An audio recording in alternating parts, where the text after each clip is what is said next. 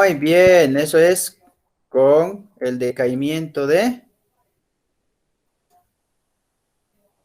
con la Imperio Romano. decadencia de, eso, del Imperio Romano. ¿Hasta qué año era la Edad Media? 1492. Eso, el descubrimiento de nuevo continente, ¿no? Entonces habíamos ido viendo y ahora vamos a ver, la Edad Media se divide en dos, la Alta Edad Media y la Baja Edad Media. Ahora vamos a ver la Alta Edad Media, si es que todavía no hemos empezado, para poder considerar que esta está en el siglo V al siglo X. También les he indicado ayer cómo se medían los siglos, para que no nos quede ninguna duda. Bueno, vamos a trabajar primero con los reinos bárbaros. Ya vamos a conocer a los reinos bárbaros. Muy bien. Y es importante que vayan tomando en cuenta cuáles eran estos reinos, ¿ok? Se hizo un intento por renacer el antiguo Imperio Romano y vamos a tener primero a los reinos bárbaros que van a ser con la caída del Imperio Romano en el año 476, ¿ya? Esto va a ser de los pueblos bárbaros que reinaban sobre la mayor parte de Europa y del Mediterráneo occidental. Como resultado de esto se establecieron diferentes reinos bárbaros en los que fue el Imperio Romano, ¿sí? En donde era el Imperio Romano, ahí se establecieron los reinos bárbaros, ¿está bien? Ok, ¿cuáles son estos reinos bárbaros? A ver, Kevin, ¿puedes leérmelo los 4 reinos bárbaros y dónde se ubicaban? Sí, le dice el reino franco en Francia, el reino visigodo en España, los anglosajones en Inglaterra, los ostrogodos en Italia. Eso, muy bien. Entonces tenemos el franco en Francia, visigodo en España, ¿no? Anglosajones en Inglaterra y ostrogodos en Italia, ¿sí? Estos habían establecido sus nuevos dominios, ¿ya? Y por eso denominaron reinos bárbaros, ¿ya? Además quisieron combinar sus costumbres con las que Roma había dejado como herencia. Por ejemplo, sus reyes se convierten al catolicismo y se hacen fuertes defensores de esta religión, ¿no? De acuerdo a lo que los romanos habían planteado antes de su destrucción, ¿ya? Algunas características de estos pueblos, ¿ya? Vamos a ir haciendo una nominación de estas características. Johnny,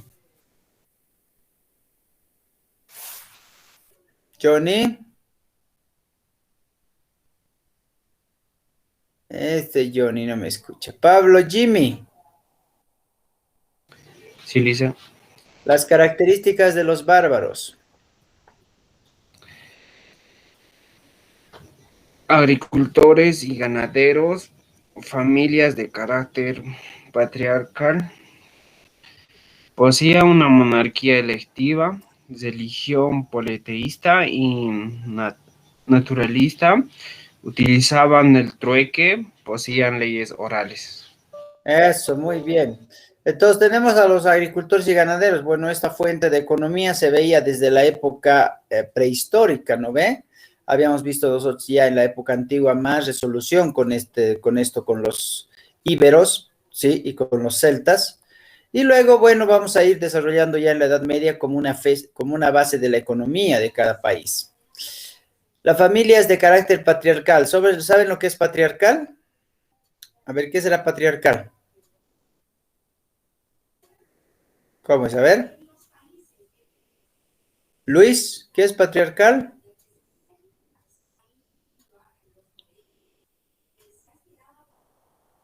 Eso. Pablo, Jimmy, ¿qué es patriarcal?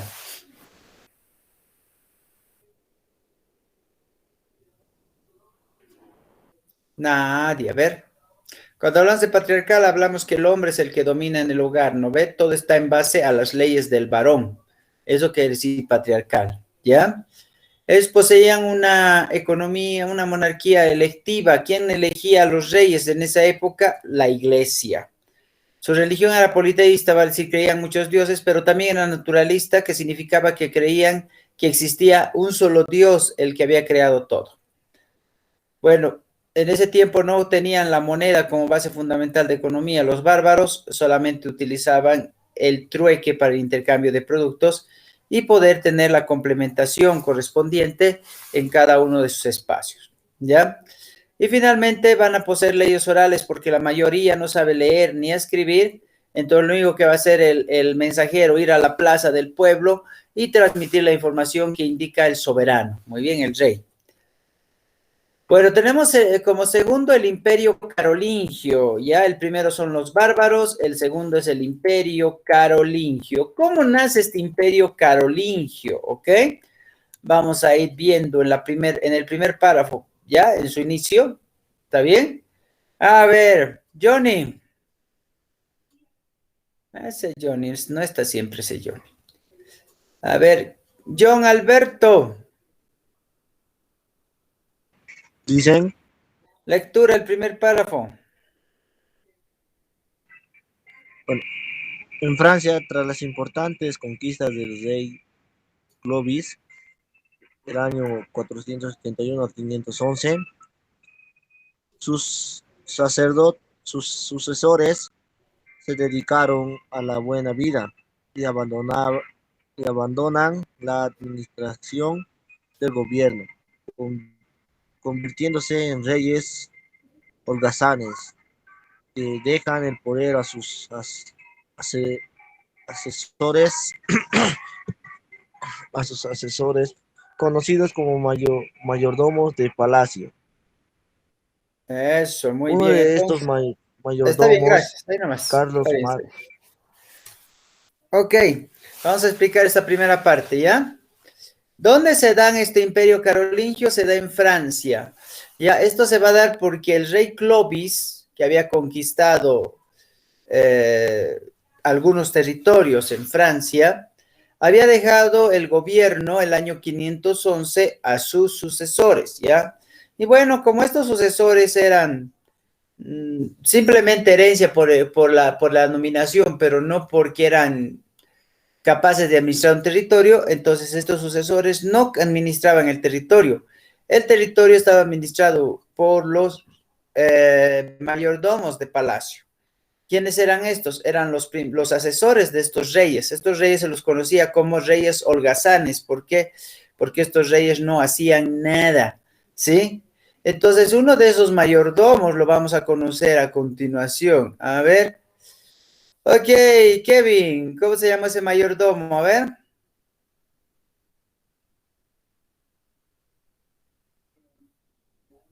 Lice, ¿me puedes repetir la pregunta, por favor? Léemelo el segundo párrafo.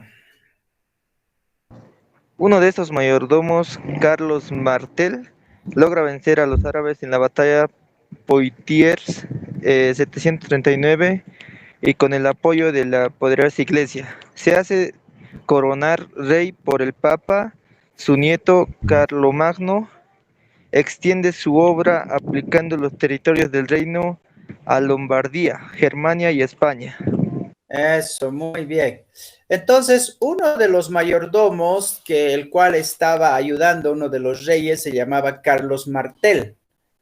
Este pelea en una batalla que es la batalla de Poitiers, ¿ya?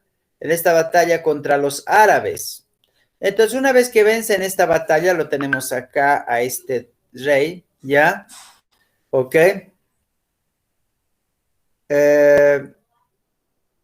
Entonces, en el año 1739 lo van a nombrar rey, lo va a nombrar el Papa como rey. Bueno, entonces cuando este va a morir, muere, su nieto Carlomagno va a extender su obra de reinado y va a ampliar sus territorios ya del reino a Lombardía, Germania y España, ya, y va a ir creciendo este Carlomagno, ya. El Carlomagno se va a convertir en rey en el año 800, ya. Él va a ser emperador, o sea, nombrado por el Papa también, ya, porque ya va a ser heredero de un rey. En este caso, estos ya no van a ser reyes holgazanes porque van a saber gobernar. Pero cuando Carlomagno va a desarrollarse como rey, va a fundar recién este imperio carolingio que viene de Carlomagno, ¿ya? ¿Por qué? Porque va a estar establecido primordialmente a través del renacimiento de lo que es el Estado carolingio, ¿sí? Este va a estar impulsando principalmente lo que son las letras y los estudios clásicos por el interés del arte, ¿no? Bueno, Carlomagno muere, ¿ya? Y sus nietos se dividen el territorio, ¿ya? Tras el Tratado de Verdún, ¿sí? ¿Ya? Y aquí tenemos el territorio dividido de Carlomagno, ¿ya? Al dividir el territorio, Carlomagno, o sea, el imperio carolingio entra en debilitación porque su territorio se empieza a dividir. Carlomagno tenía 3 nietos, ¿ya? El nieto menor, el nieto del medio y el nieto mayor, ¿sí? ¿Ok? Entonces, el nieto menor recibiría lo que es este sector que está en verde, ya que todo está en el imperio carolingio, ¿ya? El nieto del medio recibiría este segundo, ¿ya?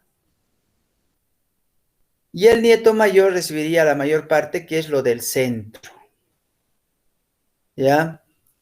Entonces, de acuerdo a eso se van a ir dividiendo, ¿ya? Entonces tenemos el territorio de los dependientes, el reino de Carlos el Calvo, el reino de Lotario y el reino de Luis el Germánico, ¿ya? Luis el Germánico, ¿sí? Lotario, ¿ya? Y Carlos el Calvo, ¿ya? Y luego aquí tenemos los territorios dependientes y el límite, ¿no? Entre esos territorios, ¿ya? Entonces, estos son 3, ¿ya? El mayor, el menor, no, perdón, el menor, el del medio y el mayor, que le toca lo del centro, ¿ya? Sus nietos son Carlos el Calvo, Lotario y Luis el Germánico. Entonces, acá vamos a tener a uno de los reyes, ¿ya? Que va a establecer el imperio romano germánico, ¿está bien? ¿Ok? Tenemos en el siglo X a Otón I, que es rey de Germania y de Italia, y se presenta como el sucesor de Carlomagno, ¿ya? Va a fundar con el apoyo de la Iglesia el Santo Imperio Romano Germánico. ¿Quién es este? Este de acá, Luis el Germánico, ¿ya? Acá va a ser el Imperio Romano Germánico, ¿ok? Él va a ser conocido como Otón el I. Él va a fundar este imperio justamente con el apoyo de la Iglesia, ¿sí? Y con la idea de renacer el desarrollo del Imperio Romano, ¿no?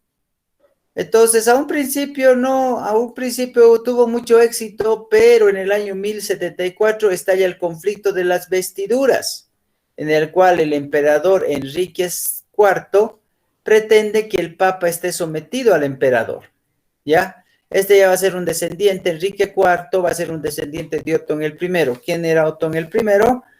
Era Luis el Germánico, nieto de Carlomagno, ¿sí? Entonces, este no va a poder lograr su propósito porque este conflicto que se dio de las investiduras va a ser un conflicto que va a dar mucho tiempo, donde se va a establecer principalmente una especie como una especie de consejeros que va a estar formado por 7 príncipes y 7 reyes, señores de ciudades, donde van a decidir que el emperador no puede tener un poder sobre la iglesia. Sin embargo, su poder sea un poder limitado. Y por esa misma razón, el imperio será solo un conjunto de principados y pequeños estados, nada más. ¿Ya? Entonces ahí tenemos el Sacro Imperio Romano Germánico. ¿Ya? Ahí tenemos. ¿Está bien? ¿Ok? Luego el Imperio Romano de Oriente, que este imperio que había quedado sobreviviente después de la caída de Roma, llamado Imperio Bizancio, ¿ya? Establece principalmente en el año 395 Teodosio, un emperador, y va a dividir este imperio entre sus 2 hijos, y ahí va a comenzar la historia del Imperio del Oriente o el Imperio Bizantino. Va a separar Oriente y Occidente, ¿ya? Entonces, el heredero del legado cultural romano y centro espiritual del mundo durante toda la Edad Media era este imperio romano, que va a cambiar al imperio bizantino después, ya tomando en cuenta solamente la parte oriental. Vamos a ver qué características tenía este imperio. Primero, vamos a tomar en cuenta que es una civilización de tradiciones romanas y helenísticas, ¿sí? Su cultura, sus construcciones, su religión, se va a tratar de rescatar dentro de lo que es el imperio bizantino. Después tenemos la permanencia y estabilidad y sobre todo la adaptación de las instituciones políticas que van a colaborar en el reinado y una mejor administración dentro del proceso económico. La economía va a estar basada fundamentalmente en la agricultura. Y luego el cristianismo, ¿no? Va a ser el elemento vital de la vida espiritual y la vida cultural de este imperio bizantino, ¿ya? Entonces, el imperio de Oriente, ya al verse librado de las invasiones en el siglo V, se destaca por su organización política y su apego a la religión católica.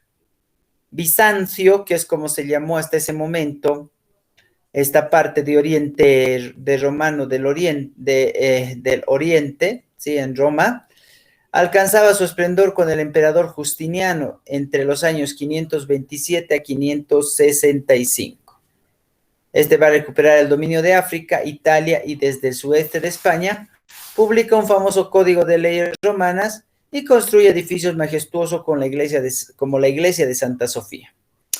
A la par, una mezcla de influencias grecorromanas y orientales le da vida al arte y la cultura. Pero en los siglos 7 y siglo 8, ya, este imperio se empieza a debilitar y se empieza a fraccionar. ¿Por qué? Porque van a llegar conquistadores como los lombardos, los visigodos, los árabes y los búlgaros. Pero después de eso, otra vez se va a reafirmar en el siglo X el imperio bizantino, ya también se va a llamar, ¿ya? ¿Por qué? Porque va a recuperar algunos sectores de la parte del Mediterráneo oriental. Además, va a romper relación con la Iglesia de Roma, porque va a crear nuevas religiones. En este caso va a crear la Iglesia Ortodoxa Oriental, que no va a tomar en cuenta la Iglesia Católica.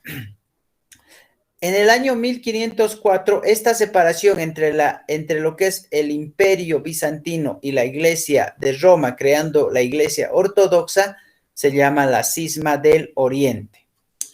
¿Ya?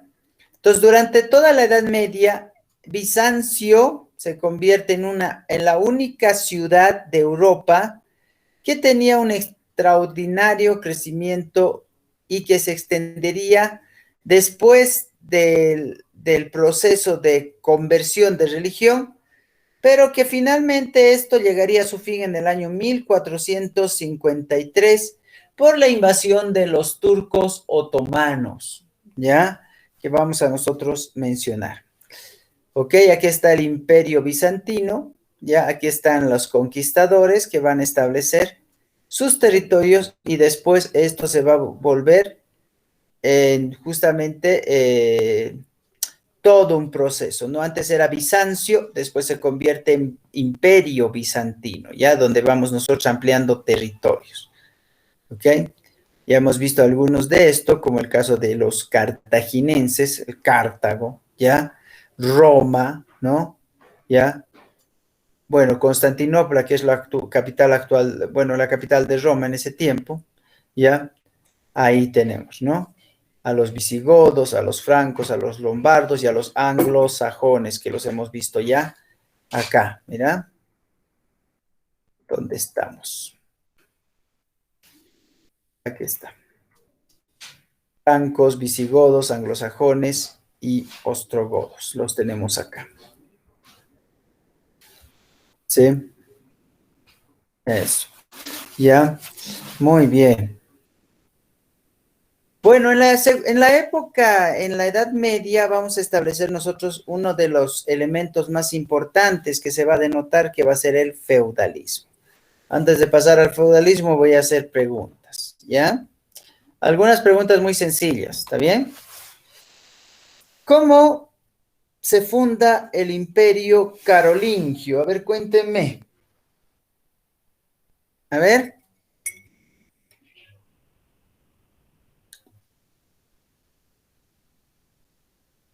No necesariamente años, ¿no? Pero quiero saber cómo se funda el Imperio Carolingio, nada más, a ver, ya les he explicado.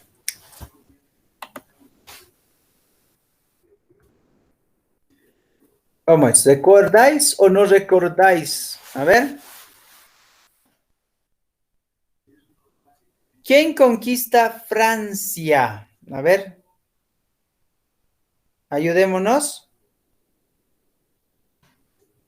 ¿Quién conquista Francia? Entre el año 481 al año 511 gobierna este rey. ¿Cómo se llamaba? Pues, ¿cómo se llamaba este rey? A ver, ¿quién me dice? Eso, el rey Clovis. Muy bien. Este rey Clovis tenía sus herederos, pero estos no sabían. ¿No sabían? Gober. Gobernar. Eso. Y entonces a los herederos los conocían como ¿qué? Como reyes. Los Andes. Reyes, cuando uno es flojo, ¿cómo se le dice? Holgazán. Eso, reyes holgazanes. Ya se los conocía como reyes holgazanes. ¿Ya? Entonces, estos hacían que sus mayordomos gobiernen. Uno de sus mayordomos, ¿cómo se llamaba? Carlos Martel. Muy bien, se llamaba Carlos Martel, ¿sí? Y este había sido nombrado rey tras una batalla. ¿Qué batalla era?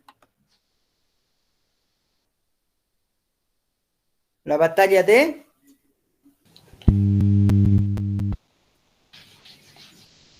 Poitiers.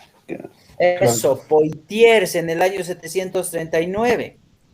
Entonces, una vez que este Carlos Martel muere, este tiene un nieto que va a agarrar su herencia porque él ha tenido hijas y no tuvo hijos, entonces le va a tocar al nieto esta nominación de rey. ¿Cómo se llama este nieto? Carlomagno. Eso, Carlomagno. Carlomagno se convierte en emperador ¿en qué año?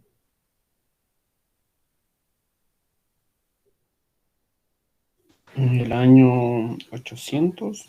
Eso, muy bien, en el año 800, ¿no? Lo va a nombrar el Papa como rey, como lo hizo con su abuelo. A su abuelo también lo nombró el Papa como rey, ¿ya? Entonces, acá es donde nosotros vamos a ver que una vez que Carlomagno muere, se va a dividir el territorio, de acuerdo por el Tratado de Verdún, se va a dividir el territorio entre sus tres nietos. ¿Saben cuáles son los nombres de los nietos? A ver.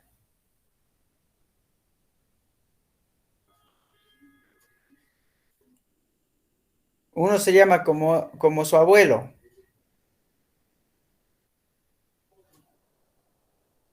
Carlos, Carlos el que no tiene pelo, ¿cómo se le dice? ¿Cómo se le dice a alguien que no tiene pelo?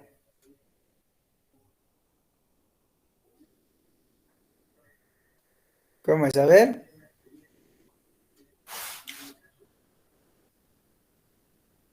¿No sabe? ¿Cómo se le dice? Carlos Calvo, ¿ya? Carlos Calvo. ¿Su segundo nieto cómo se llama? Lotario, ¿ya? Lotario. Y su último nieto se llama Luis el Germánico, ¿ya? ¿Ok? Entonces, se va a dividir estos territorios, pero no van a poder lograr hacer un crecimiento de sus territorios porque va a haber una invasión, podríamos decir, una conquista de estos, ¿cómo se llamaron los conquistadores contra estos territorios? Los vikingos, ¿ya? Los árabes, los sarracenos, perdón, y las tribus húngaras, ¿ya? Entonces, ahí ellos son los que van a conquistar, ¿ok? Y bueno, pero este famoso Luis el Germánico va a ser conocido como...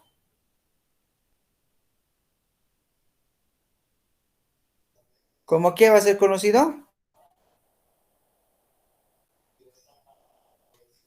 Como Otón primero, ¿no? El rey de Germania y de Italia, y va a presentarse como sucesor de Carlomagno, porque él es el que va a ser el heredero de esos territorios, ¿no? Entonces, este va a convertir lo que es... ¿Qué tipo de religión va a crear eh, que se llama el Otón primero, ¿no? La religión católica, ¿ya? Ok. Pero va después su sucesor de Otón primero, ¿cómo se llama? Enrique. Eso, Enrique IV, ¿no? Va a haber un conflicto de investiduras donde Enrique IV quiere someter al Papa, ¿ya? Pero un consejo que va a estar compuesto por 7 príncipes y señores o reyes de ciudades lo va a impedir y va a establecer que el rey solamente tenga limitación, ¿sí? Entonces, ahí se va. Luego vamos a hablar también del Imperio Romano de Oriente, donde se va a crear el imperio. Antes era Bizancio, después se crea como imperio. Bizantino. Eso, imperio bizantino. ¿Qué es la cisma del Oriente? A ver, ¿quién me dice? ¿Qué es la cisma del Oriente?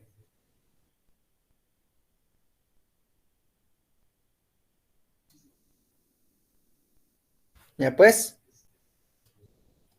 la cisma del Oriente es la separación de la Iglesia Católica, ¿sí? Para crear una nueva iglesia. ¿Cómo se llama esta iglesia? Iglesia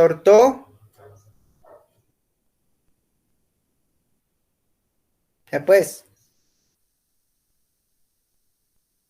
orto, ya, ortodoxa, ¿sí? Iglesia ortodoxa.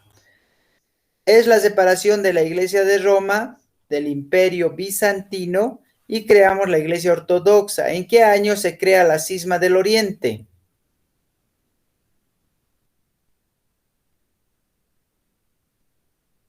Ya pues, 1054. ese, 1054, muy bien. ¿Cuándo cae el imperio bizantino? Año. 1453. Eso, muy bien, 1453. Hasta ahí dura el imperio bizantino, ¿no? Ya, ahora vamos a ver acerca del feudalismo, ¿ya? ¿Ok? Pueden ir apuntando algunas ideas para que vayan respondiendo cuando hagamos preguntas, ¿está bien? El feudalismo. Bueno, el feudalismo fue un sistema que se desarrolló durante la Edad Media y alcanzaba sus formas más características entre los siglos X al siglo XV, en el cual intervienen 3 aspectos, ¿ya? Tenemos el aspecto social, político y el aspecto territorial económico. ¿Cómo estaba conformada la sociedad feudalista? ¿Estaba conformada en qué? ¿Qué dice ahí la lectura?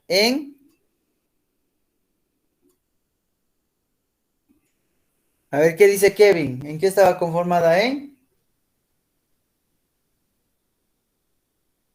Entre el siervo y el... No, en estratos. ¿Está bien? En estratos, ¿ya? Ahí tenemos los estratos. Por ejemplo, el siervo y el señor. A esta relación entre el siervo y el señor se llama vasallaje, ¿ya? Vasallaje. En el aspecto político, no había un poder central, todo el poder se concentraba en la figura del señor, ¿ya? El señor es el que manejaba todos los poderes y el señor es el que decidía qué es lo que se tenía que hacer. El señor repartía las tierras, el señor se encargaba principalmente de la parte de organización del territorio, ¿ya? Entonces, por eso hablamos de una perspectiva un poco agraria, autárquica, ¿sí? Donde el único que va a tener derecho y poder sobre todo el proceso de cosecha, porque la economía estaba fundamentada en la parte agraria, es el señor. En la época feudal, mientras más tierra tenías, mucho más poderoso eras, ¿no? Entonces, aquí tenemos el feudalismo. El feudalismo es un sistema de organización política, económica y social. Aquí habíamos visto. Político, económico y social, ¿sí?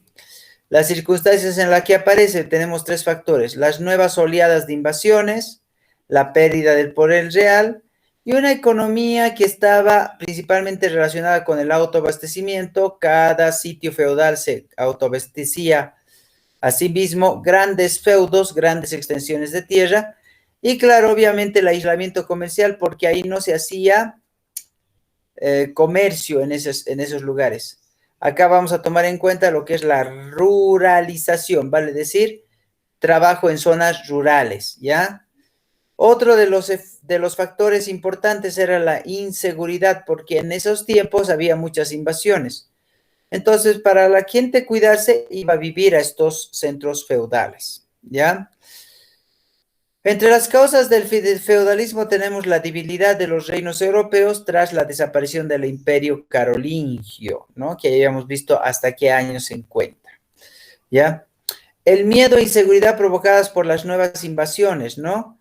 Por ejemplo, entre los siglos IX y siglo X, invadidos por los vikingos, por los magiares y por los eslavos, ¿ya? Otra de las causas es la unión de la gente para la defensa común, pues los reyes no podían garantizar la seguridad de sus súbditos, ¿no? Los súbditos protegían al rey, pero el rey no les podía proteger a los súbditos. Y finalmente el aumento del valor de la tierra, ¿por qué? Porque mientras más tierra tengas, más poderoso eres. Entonces había que tener cuidado de que alguien invada tu tierra porque ibas a perder el poder que habías logrado conseguir. ¿Ya? ¿Cuáles eran las características del feudalismo? ¿No? La base social y económica del feudalismo estuvo en el campo, todo era ruralización, vale decir, en el área rural. Entonces, todo se hacía en base al trabajo de la tierra que se desarrollaba en el área rural, ¿sí?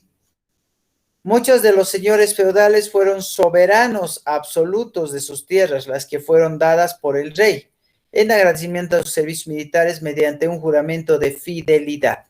Ya, el rey les cedía tierras, les regalaba tierras para que estos construyan sus ciudades y lógicamente estas ciudades tenían que estar resguardadas, ¿no? Para la protección continua. Y claro, el rey les había dado estas tierras a los señores feudales porque justamente estos señores feudales habían hecho algo en favor del rey, entonces por agradecimiento el rey les daba ese tipo de terreno. ¿Sí? Ok, ayúdenme por favor. Vamos con el párrafo número 3. A ver, John Alberto. Profe, ¿Qué dice el párrafo 3?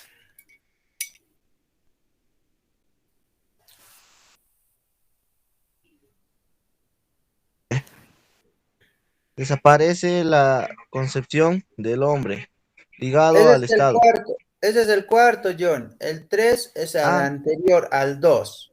Ya, desde que sigue del 2. sí, me va a disculpar. La sociedad estaba basada en una profunda desigualdad. Había tres clases sociales: los señores, que formaban la nobleza; los sacerdotes, que constituían el clero; y el pueblo, que desempeñaba la, los, los trabajos de campesinos, artesanos, etcétera.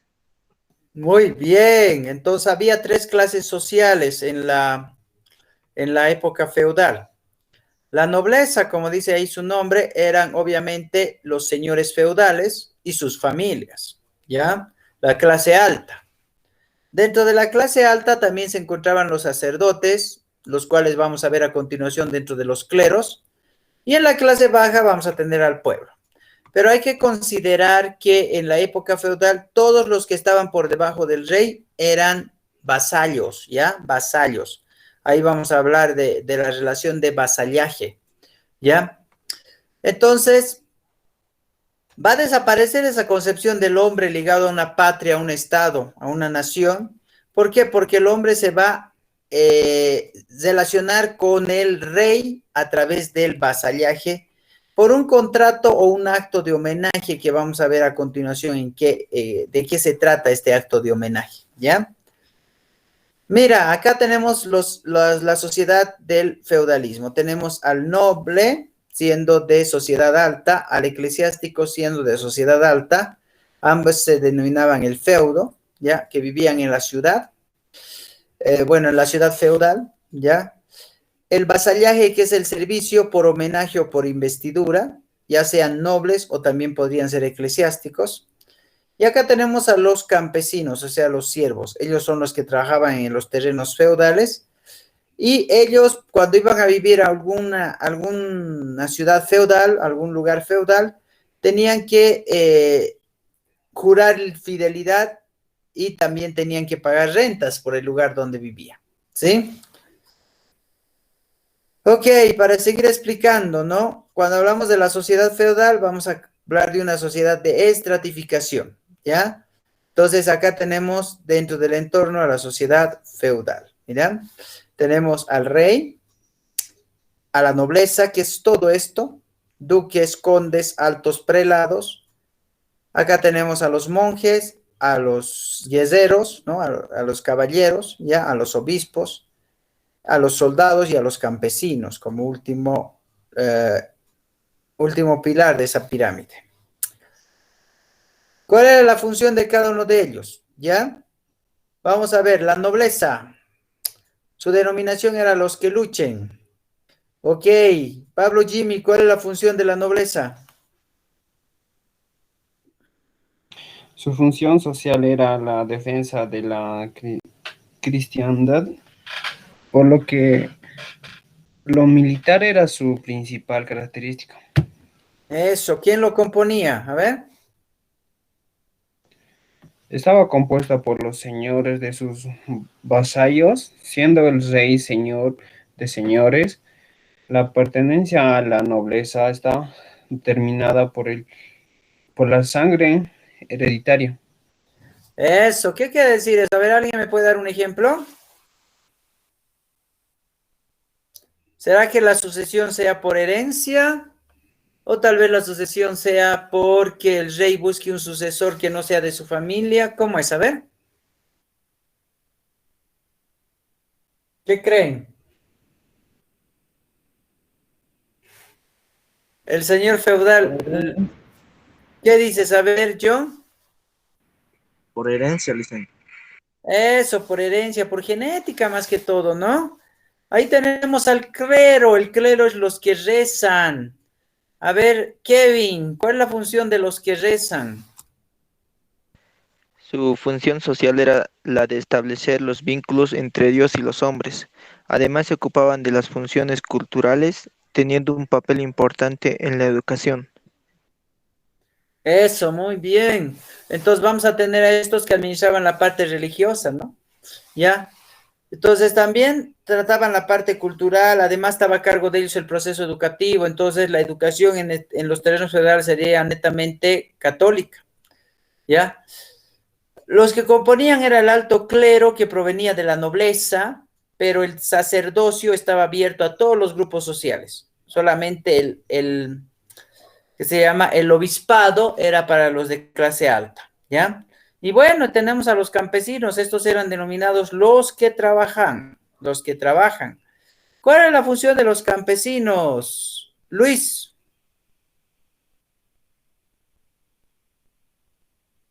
Este Luis no me escucha. John Alberto, ¿cuál es la función de los campesinos? Su función era mantener al resto de la sociedad con su trabajo. Eso, ¿sí? Tenía la función social. Esto estaba estamentado por el numeroso de personas que vivían ahí, ¿no? Estos eran denominados también siervos. Ya habían los siervos de gleba, los de nacimiento o también por herencia. Y habían también otros que eran los esclavos, que eran el enfoque de servidumbre, que los tenemos acá, ¿ya? Aquí un poco más claro. Bueno, la sociedad feudal estaba compuesta por la nobleza, como habíamos dicho, esta se encargaría primordialmente de la defensa, y aquí tenemos la orden de caballería.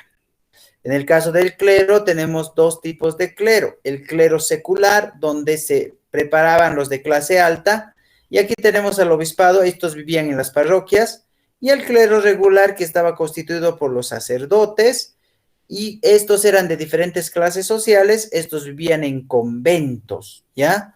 Y de aquí salían las distintas órdenes religiosas, ¿no? La religión en esa época era un elemento muy importante para el proceso educativo y de formación. Mientras los campesinos se dividían en dos. Tenemos a los villanos, que eran los hombres libres, pero también eran los vasallos del señor, para decir, al servicio del señor. Y entre estos vamos a ver la serie de obligaciones. Tenemos las corveas, que era trabajar las tierras del señor feudal. La talla, que era pago de un tributo que el señor exigía en caso de necesidad o en caso de emergencia. La gabela era el impuesto por el uso del molino y el horno que solamente el señor feudal tenía. Y la pernada, que era el derecho del señor feudal de pasar una noche o la noche de bodas con la novia en una de la casa de los villanos, ¿sí? Para probar a la novia si iba a aguantar o no iba a aguantar la miseria en la que vivían los villanos. Tenemos también los siervos de la gleba, que eran los esclavos, ¿ya? Y estos estaban a las órdenes del señor feudal porque estaban siendo prisioneros en un terreno feudal. Ya, ahí tenemos otro esquema para que nos demos cuenta. Los campesinos eran libres y eran esclavos, ¿ya? Libres y esclavos, los nacidos libres y los esclavos. En el caso del clero, el clero secular y el clero regular. El clero secular era el alto clero y el clero regular era el bajo clero. Y en el caso de los nobles, los señores feudales y los caballeros, ¿no? Y sus familias, ¿verdad? Ok, a ver, preguntemos acá.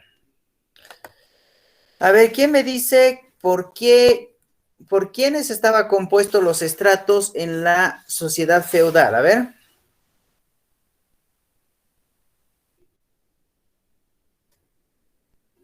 ¿Cómo es? A ver, los estratos en la sociedad feudal.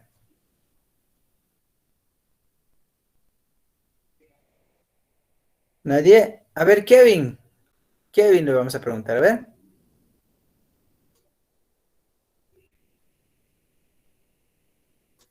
Se ha dormido el Kevin. Pablo, Jimmy.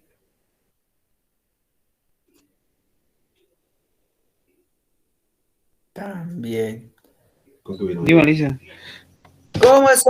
¿Por quiénes estaba conformado el estrato de la sociedad feudal? De relaciones entre sí, educando a nuestros clientes, promocionando nuestra oferta de valor. A ver. ¿Por quién estaba conformado el estrato de la sociedad feudal?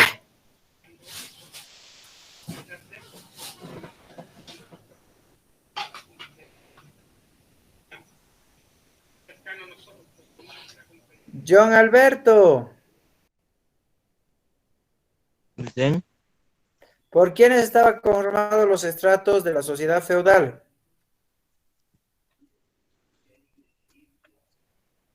Por los nobles, La nobleza, después.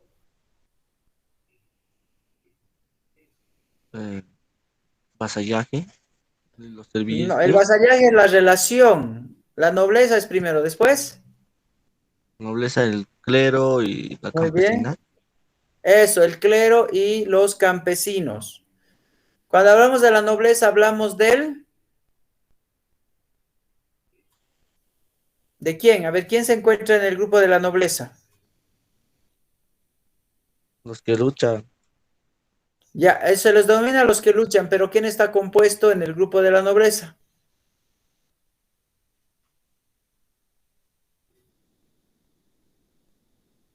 Los duques y los condes. Bueno, no había duques y condes, es el señor feudal y sus familias y los guerreros, ¿ya? Cuando hablamos del clero, ¿cuántos tipos de clero hay?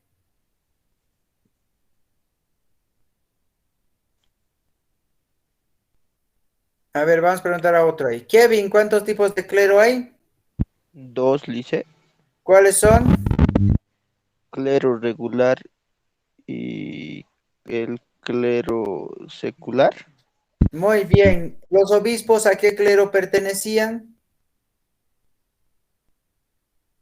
Clero secular, creo. Eso, ¿estos eran de clase alta o clase baja? Clase baja, porque vivían en parroquias, creo. No, los obispos eran de clase alta, porque los obispos eran conocidos como el clero, el alto clero, ¿ya? Los únicos que podían ser obispos eran los de clase alta, ¿está bien? O sea, hijos de señores feudales, por ejemplo, ¿ya? Y el clero regular estaba constituido por ¿quiénes? Por los... Sacerdotes. Eso, estos eran de diferentes clases sociales, ¿no ve? Y de ahí salieron las órdenes religiosas. ¿Y qué hablamos de los campesinos? Los campesinos se dividían en dos. A ver, ¿quién me dice esa división de los campesinos? ¿A quién tenemos? Villanos, A ver. Villanos, ¿sí? siervos. Muy bien, villanos y siervos. Los villanos eran hombres libres, pero al servicio del señor feudal, ¿no? Hombres libres, pero al servicio del señor feudal. ¿Ya? Y habíamos visto algunas de las obligaciones de los villanos, ¿no? A ver, ¿alguien me puede mencionar una sola de las obligaciones de los villanos? A Las ver. corvas. Eso, ¿en qué consistía esto?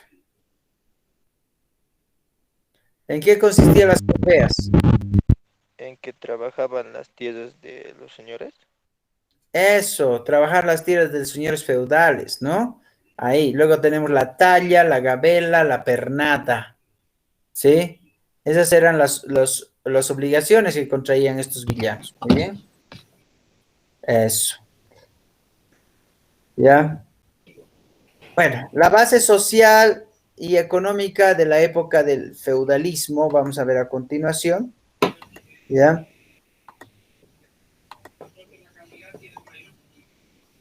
Ok. Bueno, la base económica del feudalismo siempre ha sido la agricultura, ya en ese tiempo, ¿ok? Entonces estaba fundamentada en tres aspectos: la agricultura, la ganadería y la pesca, ¿ya? Entonces, ¿por qué tenían bajo rendimiento? Porque se utilizaba algunas técnicas rudimentarias. En el feudalismo existían lo que eran los castillos y las tierras de reserva y los terrenos mansos, que vamos a ver a continuación, ¿ya? Ok, los feudos o latifundios eran grandes extensiones de tierra que pertenecían al señor feudal, porque el rey les había cedido esto como porque eran súbditos o por favores ya pagados, ¿está bien? Su base económica era la villa, en donde las tierras cultivadas se dividían en tierras indominicata del señor feudal, mansos que pertenecían a los villanos, y tierras comunales de aprovechamiento común, que eran los pastos, los bosques, los pantanos, para que ellos lleven a su ganado a poder alimentarse, ¿ya? Entonces, la economía de la época feudal eran tres actividades: agricultura, ganadería y pesca, ¿ya? Entonces, el feudo era todo un territorio de carácter agrícola, ¿no? Debido al derrumbe de las ciudades, estas organizaciones se convirtió en lo más importante. La economía era eminentemente autárquica, vale decir, esta pertenecía al rey, ¿ya? Y había una situación muy particular porque el feudo, el terreno feudal, se tenía que autoabastecer a sí misma con el trabajo que se producía en esta tierra, ¿ya? Y por esa misma razón era netamente autárquica, porque todo lo que se recaudaba, hasta cierto punto, se le daba al señor feudal. Normalmente hablamos del 90% de las cosechas que los campesinos sacaban de las tierras, de sus tierras también que les daba el señor feudal, ¿ya? Entonces, esta economía era eminentemente autárquica porque eso era todo para el señor feudal, nada para el pueblo, ¿sí? Entonces, muchas veces esta práctica de economía autárquica, ¿sí? Llevaba a desarrollarse lo que son los mercados locales, cuyo organizador y administrador de estos mercados era el señor feudal, ¿ya? Entonces, al interior de estos pequeños pueblos, bajo el nombre de villas, ¿ya? Porque ahí se dice villas, porque de ahí se le dice a los villanos, a los que vivían en las villas. Entonces, en cierto sentido, se daba un poco más la situación rural, ¿no? Para el sembrado de alimentos, ¿ya? Acá es donde vamos a ver nosotros la distribución de las tierras que el señor feudal hace. Acá tenemos el castillo del señor feudal, la reserva señorial, que va a ser las tierras del señor feudal, los terrenos mansos, que van a ser terrenos para los villanos. Acá tenemos la aldea, el lugar donde viven los villanos, y las tierras comunales, que son tierras comunes de pastoreo para todos los que vivían ahí. Tenían que llevar estas tierras a pastar a sus animales, que en ese tiempo era la vaca, ¿no? ¿Ya? Y las ovejas, ¿está bien? Acá tenemos algo mucho más esquemático, ¿ya? Entonces aquí tenemos el castillo del señor feudal. Como podemos ver, el castillo está rodeado, ¿sí? Tiene un río de por medio, ¿ya? Y aquí vamos a estar con las tierras pertenecientes a todo el feudo, ¿no? Los pastos para el ganado, que son las tierras comunales. Luego tenemos las viviendas de los villanos, ¿ya? ¿Ok?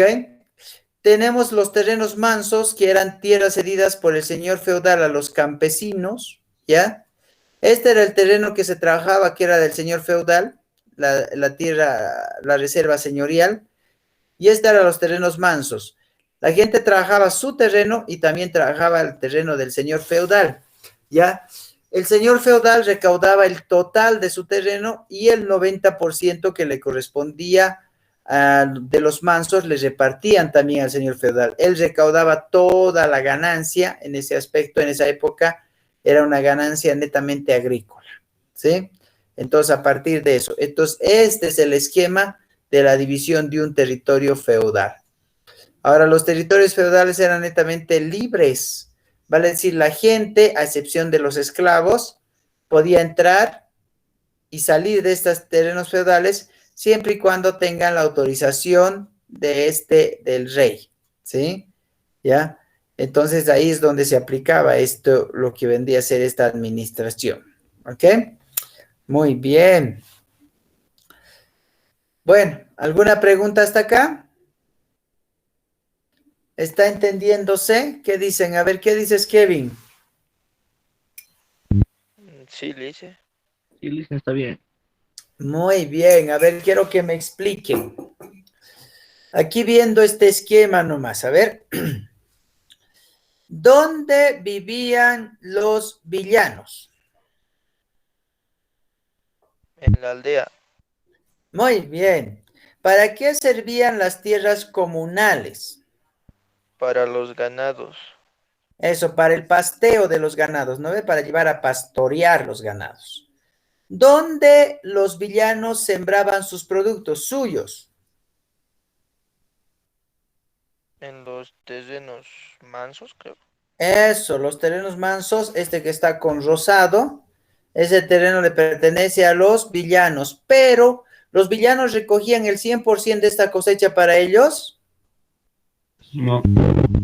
No, porque lo que le daban al rey, al señor feudal, era el 90%.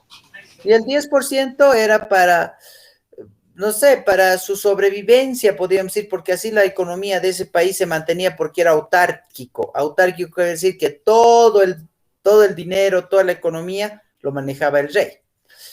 ¿Para qué eran las reservas señoriales? A ver. Para el rey, Eso, eran terrenos que tenían que trabajar. ¿Quiénes ahí?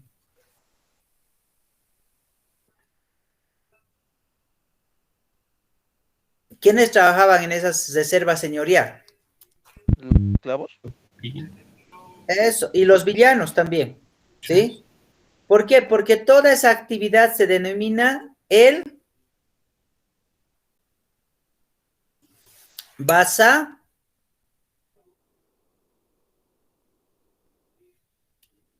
A ver, la relación entre el señor y los villanos se denominaba vasallaje, ¿ya? Que era el servicio al señor de señores, al señor feudal, ¿ok? Entonces, por esa misma razón se utilizaba ese término de vasallaje. Todos eran vasallos menos el señor feudal, ¿está bien? Todos estaban por debajo del señor feudal, ¿ya? Ahora bien, el señor feudal, como vivía en este castillo, ¿no? El señor feudal aquí tenía una iglesia donde estaba especialmente la parroquia, ahí es donde vivía el obispo, ¿ya? Y el clero regular no se encontraba en esta parte, el clero regular se encontraba en las ciudades, era lejos de los terrenos feudales. A veces, ¿no? El señor feudal pedía la colaboración de algún sacerdote que pertenecía a cualquiera de las clases sociales, que no necesariamente eran de clase alta, ¿ya? Pero en su mayoría solamente el sacerdote y el obispo vivían en esta parte. El resto vivía la comunidad en la aldea, ¿no? Trabajaban sus terrenos de cosechas, pastoreaban sus animales, trabajaban los terrenos del señor feudal y como podemos ver hay una separación entre el terreno del señor feudal y los terrenos mansos, ¿sí? Entonces ahí nosotros vamos a ir indicando. Ok, muy bien.